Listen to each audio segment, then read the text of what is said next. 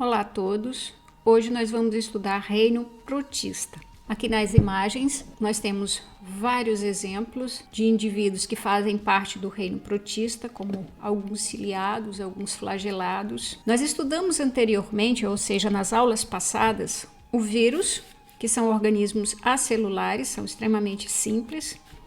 Estudamos também os organismos pertencentes ao reino Monera, que são indivíduos formados por uma única célula, portanto são unicelulares, e procariontes. O que são seres procariontes? São organismos desprovidos de carioteca, ou seja, ele não possui a membrana nuclear que delimita o núcleo. Como é uma célula extremamente simples, possui um único tipo de organela celular, que são os ribossomos. Agora nós vamos estudar o reino protista. Eles são constituídos por organismos eucarióticos. Eu já falei para vocês que na biologia tudo que começa com eu é verdadeiro. Então, eucarióticos são seres que possuem um núcleo verdadeiro, ou seja, que possuem uma carioteca delimitando o seu núcleo. Ele possui um núcleo organizado. É uma célula mais complexa, possui todos os tipos de organelas celulares, inclusive os ribossomos. Mas como que essas células eucariontes elas teriam surgido? Então, os primeiros seres vivos, como eu já falei, eram bactérias anaeróbicas heterotróficas. Depois teriam surgido as bactérias autotróficas. Que bactérias são essas? As cianobactérias, igual eu falei para vocês. E desta forma, pelo processo fotossintético, começou a acumular oxigênio na atmosfera. Vimos lá no reino Monera, as cianobactérias, elas são organismos fotossintetizantes. O processo de fotossíntese é o processo em que ocorre a produção de carboidrato a partir do dióxido de carbono mais água. E o produto do processo de fotossíntese é o carboidrato mais oxigênio. Então, a partir do momento que essas bactérias, as cianobactérias, elas começaram a realizar o processo de fotossíntese, começou-se a acumular o oxigênio na atmosfera.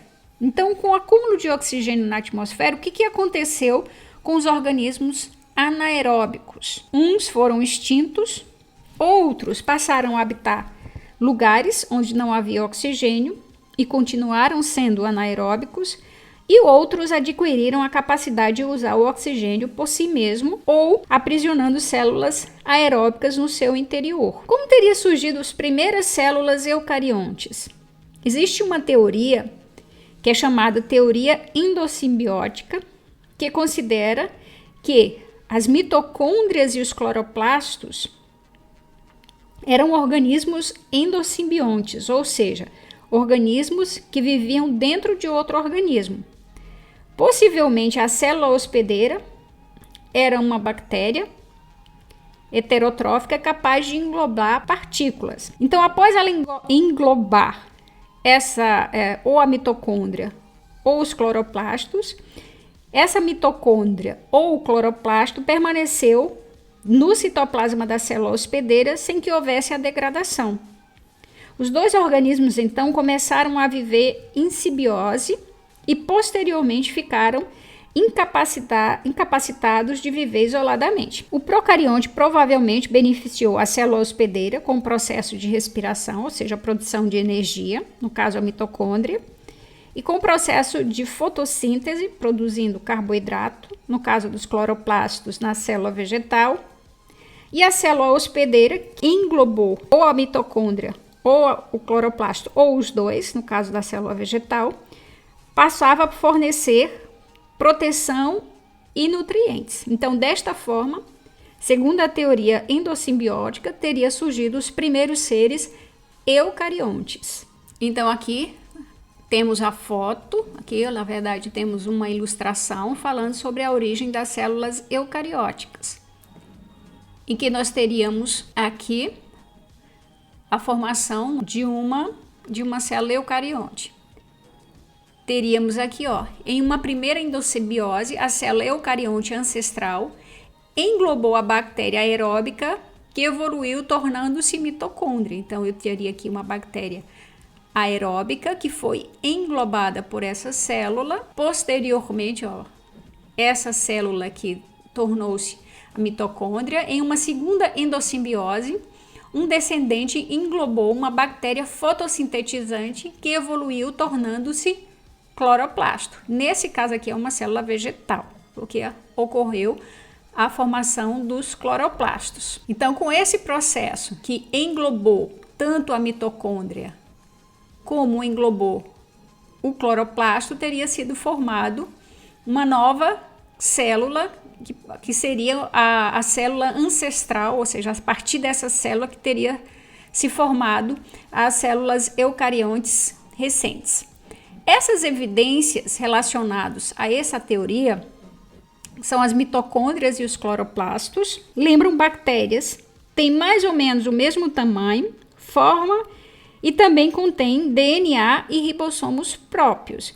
Então, tanto a mitocôndria como o cloroplasto, elas têm DNA próprio, elas produzem um RNA próprio, ela tem um metabolismo próprio, ou seja, são metabolismos independentes da célula em que ela faz parte. Então, isso seria uma das evidências que esse processo endossimbiótico teria acontecido. Uma outra evidência, a origem da membrana nuclear, ela provavelmente deve ter ocorrido pela invaginação dos mesossomos, dos procariontes, que a gente viu lá, que eram responsáveis, no caso das bactérias, pelo processo de respiração celular. Tanto a mitocôndria como os cloroplastos possuem duas organelas, tanto as mitocôndrias como os cloroplastos possuem o seu próprio sistema de membranas internas e a presença de duas membranas revestindo-as. Os primeiros eucarióticos eram unicelulares autotróficos. Alguns perderam a habilidade de fazer fotossíntese e tornaram-se heterotróficos, alimentando-se de eucarióticos autotróficos e de procariotos. Então aqui nós temos integrantes do reino protista. O reino protista é formado de organismos como, por exemplo, algas e protozoários. São caracterizados por células eucariontes. Eles podem ser unicelulares ou pluricelulares. Quando a gente fala de protozoários, que são esses exemplos aqui, são todos unicelulares. As algas, então existem algas que tanto são unicelulares como pluricelulares. Dentro do reino protista, você vai ter indivíduos autótrofos, que são um exemplo das algas, e organismos heterótrofos, que são exemplo os protozoários. Os protistas têm células tão complexas que uma única célula pode ser um ser vivo completo. Teoricamente, acredita-se que as organelas dos protistas descenderam da evolução especializada das bactérias simbióticas, igual eu já falei para vocês, pelo processo endossimbiótico, em que vivem no interior das células e de outras bactérias, o que contribui, pelo menos em parte, com sua transição de células procariontes, ou seja, células que não possuem a membrana nuclear, para células eucarióticas, ou seja, células que possuem núcleo organizados e separados no citoplasma pela membrana nuclear. Características dos protozoários. Então, a gente viu lá que os protistas, o reino protista, existe dois tipos de organismos que a gente vai estudar separadamente. Nós vamos estudar os protozoários, que são organismos, são protistas heterótrofos, e vamos estudar as algas, que pertencem ao reino protista e são seres autótrofos. Então, durante cerca de 2 bilhões de anos, predominaram na Terra os seres procariontes, ou seja, as arqueias, as bactérias e as cianobactérias. Os primeiros seres que apresentaram células com núcleo surgiram posteriormente, e esses eucariontes ancestrais provavelmente deram origem aos protozoários que nós conhecemos hoje. Provavelmente esses indivíduos que a gente vai começar a estudar hoje, foram os primeiros seres eucariontes. Então, os protozoários, eles são seres unicelulares. São formados por uma única célula. Só que essa célula, como eu já falei no início da aula, é uma célula mais complexa, completa. Ela possui todas as organelas celulares. Elas são unicelulares, mas em alguns casos elas podem formar colônias, e existem alguns protozoários que em uma fase da vida dele eles podem se tornar multicelulares. mas são raras as exceções. Continuando nas características, eles são eucariontes. Já falamos de como surgiu os primeiros seres eucariontes pelo processo de endossimbiose. E esses eucariontes são organismos que possuem uma célula mais complexa, com o núcleo delimitado e com todas as organelas celulares. Heterótrofos, todos os protozoários são heterótrofos. Lembre-se que a gente está estudando característica dos protozoários, que eles estão contidos dentro do reino protista. Igual eu falei para vocês no início da aula que nós iríamos estudar separados. O reino protista são formados por protozoários que são heterótrofos e algas que são autótrofos. Agora nós estamos estudando os protozoários, que são heterótrofos e são eucariontes. Digestão intracelular. O que é uma digestão intracelular? Isso aí é bem óbvio. Se eles possuem uma única célula, o processo de digestão só pode ocorrer dentro da célula. Então, eles fazem uma digestão dentro da célula.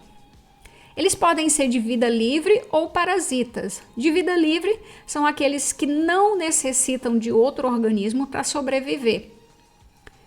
Parasitas são aqueles que vivem às custas de outro organismo, causando algum prejuízo a seu hospedeiro. Então, são unicelulares, são formados por uma única célula, embora alguns podem formar colônia. Existem os protozoários aquáticos, esses a gente vai ver posteriormente, apresentam vacúolos contráteis.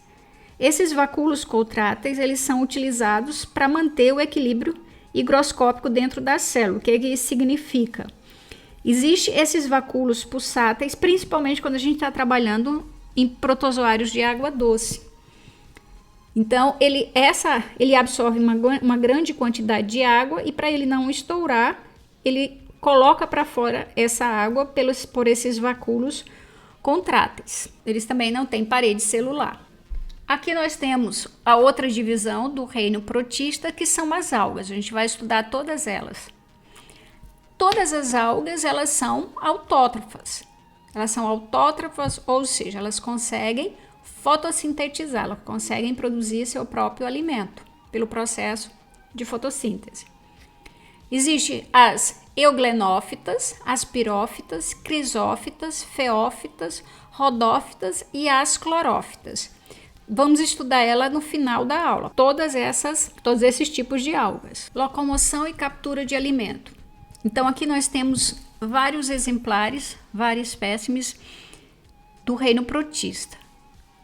Temos os ciliados, um paramécio, temos flagelados, temos pseudópodes, que se locomovem por pseudópodes, e temos os esporozoários.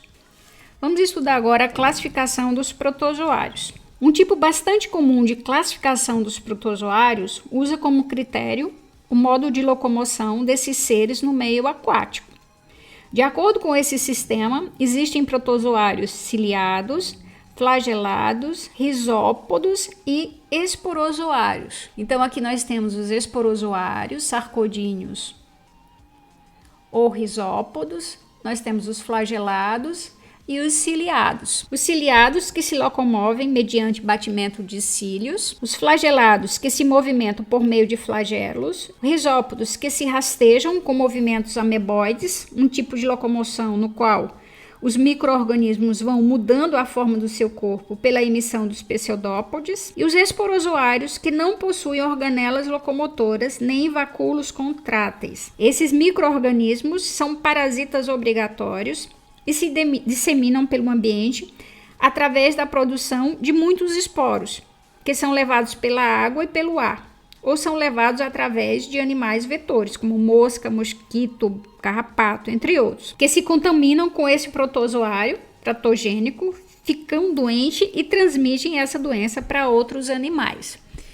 Então, a classificação dos protozoários, eles são classificados de acordo com seu modo de locomoção. Risópodos locomovem-se por pseudópodes, flagelados ou mastigóforos locomovem-se por flagelos, os ciliados locomovem-se através de cílios e os esporozoários são desprovidos de organelas de locomoção. Esses esporozoários são os protozoários mais simples, provavelmente esses esporozoários são os mais simples. E esses ciliados são os mais complexos. Continuando a classificação dos protozoários, nós temos os protozoários ameboides. Eles deslocam-se ou capturam seu alimento por meio de estruturas chamadas de pseudópodes, que significa falsos pés, que são prolongamentos da membrana plasmática e do citoplasma, que ao se formarem acaba mudando a forma da célula. Então aqui a gente pode ver que nós temos uma ameba. Vou pegar aqui a canetinha para ficar mais fácil, um apontador. Então temos uma ameba e tem essas projeções aqui, ó, da membrana plasmática e do citoplasma, que a gente chama de pseudópodes. Entre os protozoários ameboides, os exemplos mais conhecidos são as amebas, que podem ser encontrados em água doce ou sobre as folhagens úmidas em decomposição. Também existem espécies de ameba que vivem em água salgada e espécies que vivem dentro de outros animais, como no intestino do homem. Um exemplo é a entamoeba histolítica, que a gente vai estudar daqui a pouco o ciclo dela. Os pseudópodes são responsáveis pela locomoção e também para englobar o alimento. Esse processo de captura de partículas sólidas com o uso dos pseudópodes é chamado de fagocitose. O alimento englobado ele é digerido no interior da ameba. Então, quando ocorre o processo de englobamento, ocorre a formação de um fagossomo, que é uma estrutura onde vai ocorrer o processo de digestão dessa partícula que foi absorvido pela ameba. O que foi absorvido pelo protozoário, o que foi digerido, vai liberar nutrientes. Esses nutrientes vão ser utilizados para a produção de energia do protozoário, da ameba, para formar os componentes celulares. O que não for absorvido pela ameba será liberado. Então, como ocorre a formação desse fagossomo, dessa vesícula, desse vacúolo digestivo, onde vai ocorrer o processo de digestão dessa partícula sólida e vai ocorrer o aproveitamento desses nutrientes, a digestão é dita intracelular, porque vai ocorrer dentro das células. Então, aqui vamos falar as características gerais do grupo. Locomoção por pseudópodes, então possuem esses pseudópodes. Nutrição por fagocitose, então eu acabei de explicar.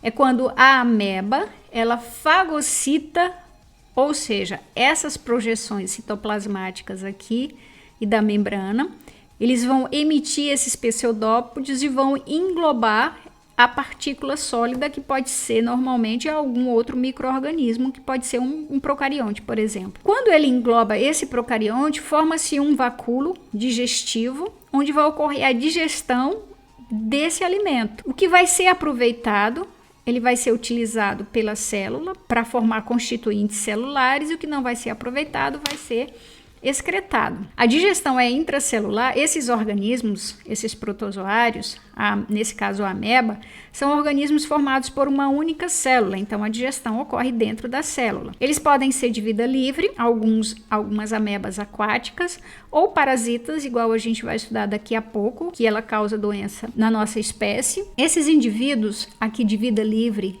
que vivem na água, eles vivem em um meio hipotônico, ou seja, vivem em um meio em que você tem uma diferença de concentração de solutos.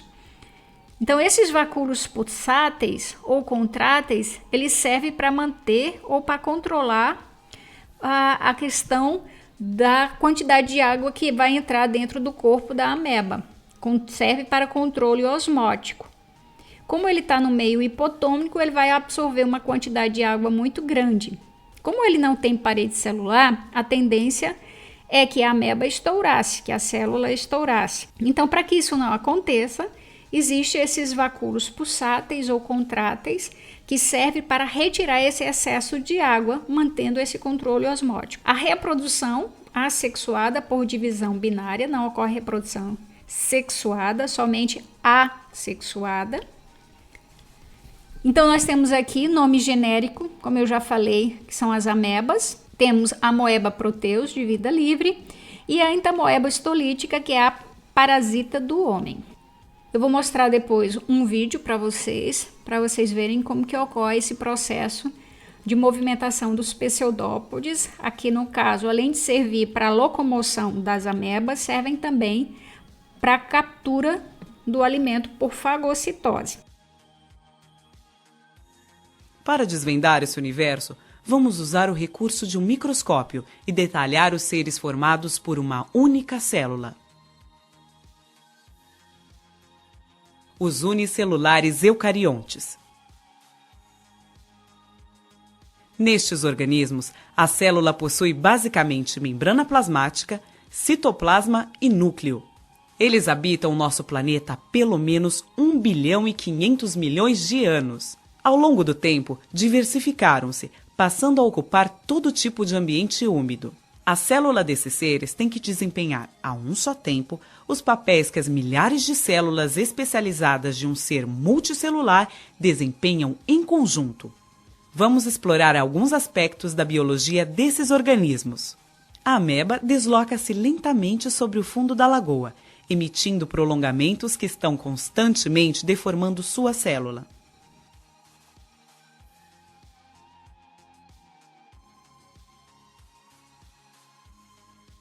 Esses prolongamentos são chamados pseudópodes, termo que significa falsos pés.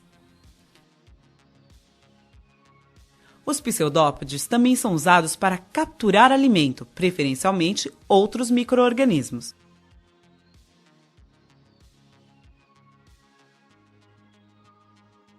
Recém-capturados são digeridos em vacúolos digestivos dentro da célula. Algumas espécies de amebas produzem uma teca ou carapaça protetora. Esta teca-ameba aglutinou grãos de areia com muco, depositando-os ao redor de seu corpo. Neste outro caso, a teca foi totalmente secretada pela célula. Nas teca-amebas, há apenas um orifício, por onde saem os pseudópodes usados na locomoção e na captura de alimento. Os heliozoários são ameboides de corpo esférico, com pseudópodes eretos e finos, irradiando-se da superfície da célula. Vivem geralmente associados a raízes de plantas aquáticas, alimentando-se de outros micro-organismos ou até mesmo de pequenos animais que tocam nos pseudópodes. Outro grupo de protozoários são os flagelados ou mastigóforos. Locomovem-se por flagelos. Então aqui a gente consegue ver o flagelo aqui no Trypanosoma cruzi e aqui os flagelos na Giardia. Eles podem ser mutualísticos ou parasitas. Organismos mutualísticos são aqueles que vivem dentro de outro organismo e causa ambos os organismos, eles têm benefícios. Como por exemplo, eu tenho espécies que vivem dentro do corpo do cupim. Então eles vivem em simbiose. Um tira proveito em relação ao outro. A convivência ela é harmônica. Enquanto, como o cupim não consegue digerir celulose, esse protozoário que vive dentro dele consegue digerir essa celulose e dessa forma o cupim tira proveito. Da mesma forma que o cupim permite ou fornece alimento e proteção para esse protozoário. Então, eles vivem uma relação mutualística ou uma relação simbiótica. Se eu tirar o protozoário de dentro do sistema digestório do cupim, ele vai morrer. E a mesma coisa ocorre com o protozoário. Então, eles vivem uma relação harmônica obrigatória. Então, ambos tiram benefício da relação, mas não conseguem viver um sem o outro. Como eu falei anteriormente, todos os protozoários, eles são unicelulares. Então, a digestão ocorre dentro da célula. Reprodução assexuada por divisão binária. Processo de mitose simples. Só ocorre reprodução assexuada, não ocorre reprodução sexuada. Então, a gente viu aqui alguns exemplos de organismos ou de protistas ou de protozoários flagelados, como os triconinfas, que são, a sua grande maioria, eles são mutualísticos, e a gente tem alguns parasitas que vamos estudar, que é o Trypanosoma cruzi, a Giardia e a Leishmania brasiliense. A gente vai estudar cada um deles isoladamente. Então, nesse slide, a gente está vendo aqui vários exemplos de flagelados, a Giardia, Trichomonas, Triconinfas e esse outro aqui com esse nominho complicado, que é o Spirotrichoninfas. Agora nós vamos estudar as doenças que são causadas por protozoários flagelados. Aqui nós temos a doença de Chagas, a gente vai estudar um pouco primeiro os organismos. Então eu tenho aqui o barbeiro e eu tenho aqui casas de pau a pique. A doença de Chagas é uma doença tropical. Ela é causada por um parasita chamado Trypanosoma cruzi. É considerada uma doença negligenciada pela Organização Mundial da Saúde. Sua transmissão para os seres vivos e outros mamíferos ocorre principalmente pelo inseto vetor, que é conhecido como barbeiro, que é esse aqui. Ele recebe esse nome de barbeiro justamente porque ele é um indivíduo que tem hábitos noturnos. Então, ele só sai à noite para se alimentar. Então, normalmente, durante a noite, a gente se cobre todo o corpo, deixando apenas o rosto exposto. Então, esse local é o local predileto onde esses insetos fazem sua alimentação noturna. Daí o nome barbeiro. Então, ele ataca justamente, ou ele pica justamente a área do rosto. Então, o nome dele, ele recebe esse nome de barbeiro justamente por essa característica de principalmente ele se alimentar nessa área do nosso corpo, do rosto. Sabe-se também que é uma doença relacionada principalmente com o tipo de moradias precária, como é o caso de casa de pau a pique, ó, a gente consegue ver aqui frechas. Então, como esse animal ele é de hábito noturno, durante o dia ele fica escondido nessas frechas. Então, esses locais permitem que eles fiquem escondidos durante o dia e durante a noite eles saiam para se alimentar. A doença, o mal de Chagas, é causado por esse protozoário que eu já falei, que é o Trypanosoma cruzi, e é transmitido pelas fezes do inseto. Então, esse indivíduo, quando ele pica o homem, ele não transmite o Trypanosoma cruzi quando ele pica, e sim quando ele defeca. Então, esses organismos aqui, ele tem um intestino muito curto. Então, toda a vida que ele está se alimentando, ele está defecando ao mesmo tempo, devido a essa característica de ter um intestino curto. E onde estão as fezes? E onde estão o parasita? Nas fezes.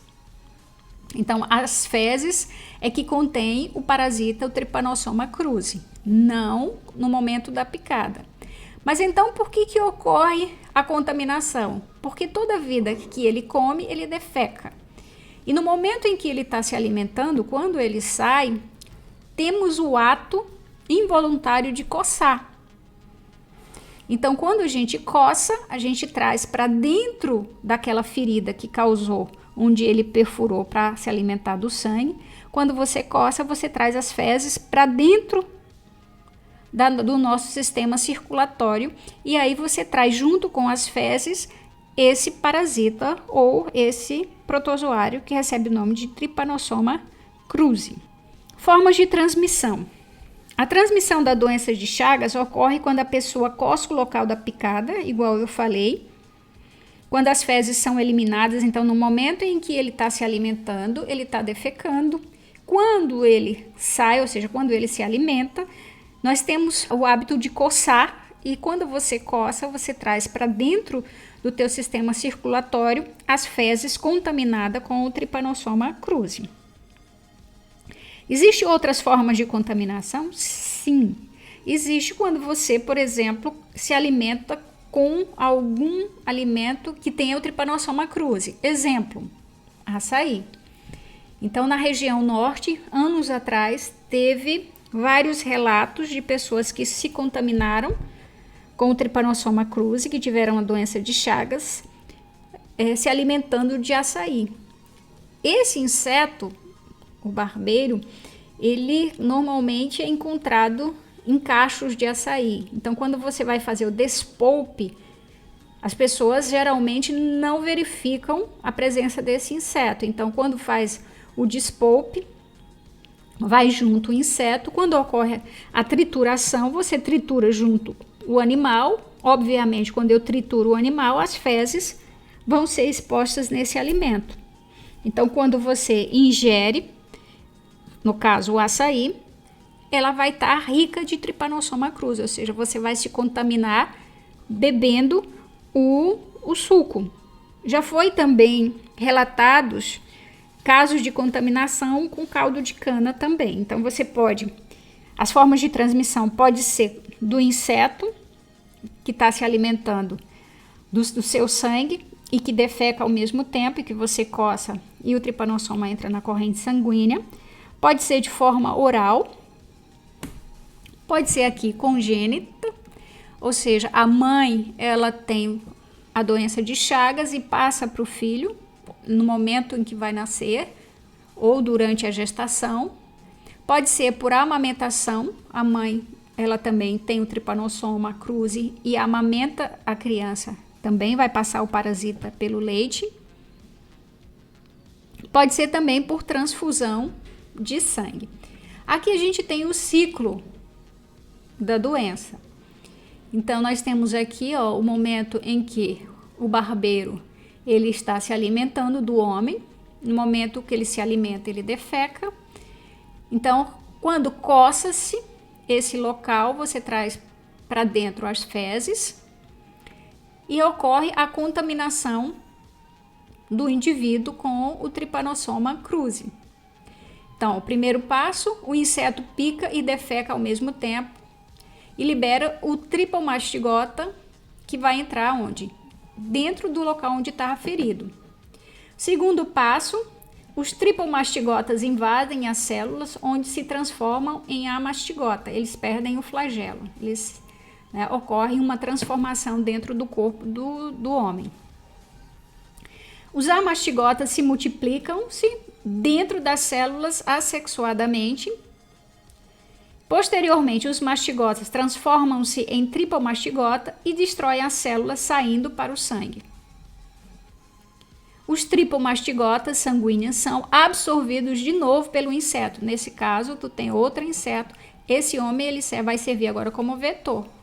Então, por exemplo, se esse inseto ele picar o homem, se ele não estiver contaminado, não tem problema. Mas, por exemplo, se esse homem ele estiver contaminado e esse inseto picou ele, quem vai se contaminar, na verdade, é o inseto. Então, esse inseto vai se contaminar, nesse caso, nesse ponto aqui, ó. E quando ele for picar um outro homem, ele vai contaminar uma outra pessoa e assim sucessivamente. Ou seja, para que ocorra a transmissão da doença do inseto para o homem, o inseto ele tem que estar contaminado com o Trypanosoma cruzi. O ciclo de vida do Trypanosoma cruzi no homem.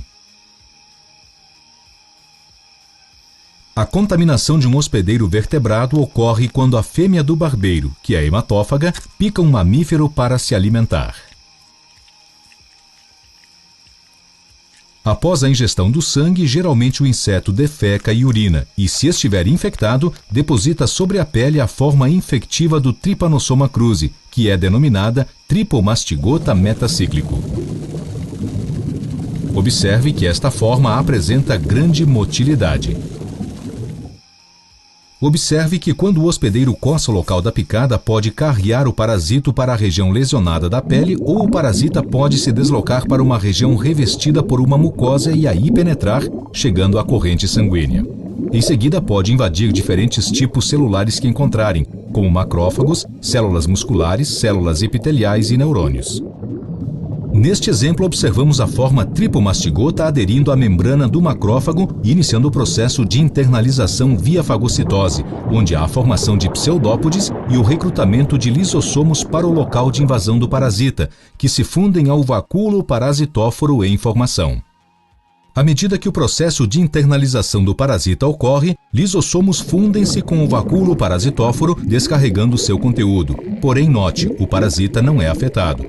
Observe que no interior do vacúolo, a forma tripomastigota se transforma em amastigota e ocorre a lise da membrana do vacúolo.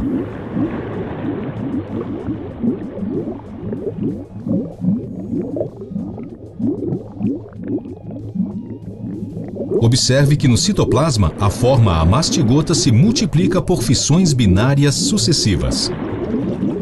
Acompanhe como as células se multiplicam no interior do macrófago. Repare quantas formas amastigotas estão surgindo com as divisões sucessivas, podendo ocupar todo o citoplasma da célula hospedeira.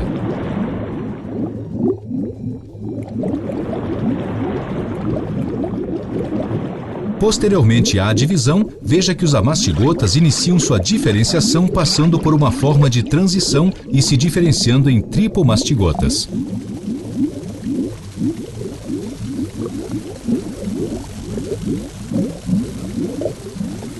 Note que as formas tripomastigotas apresentam um movimento constante e intenso, rompendo a célula hospedeira e sendo liberados no espaço extracelular.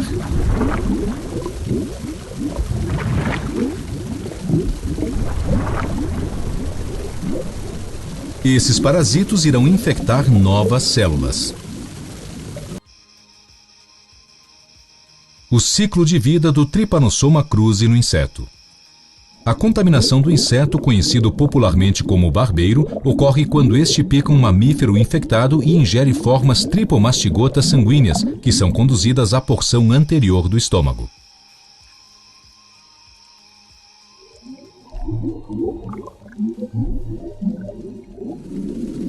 Neste novo ambiente, note que os tripomastigotas se diferenciam em epimastigotas e algumas formas de esferomastigotas.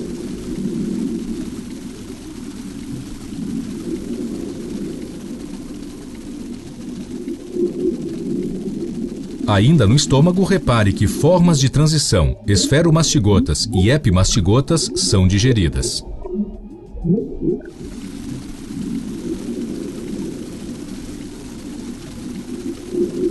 Repare que as formas epimastigotas sobreviventes, quando alcançam o intestino, começam a se multiplicar sucessivamente por divisão binária e aderem às membranas perimicrovilares, que são secretadas pelas células intestinais.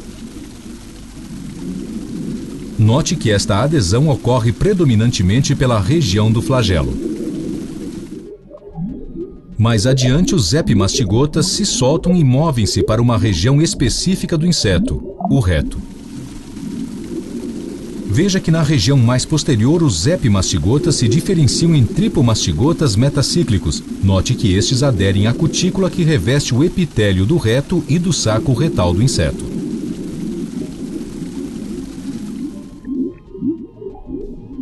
Ao se soltarem do epitélio, podem ser eliminados na urina ou fezes do inseto em seu próximo repasto sanguíneo.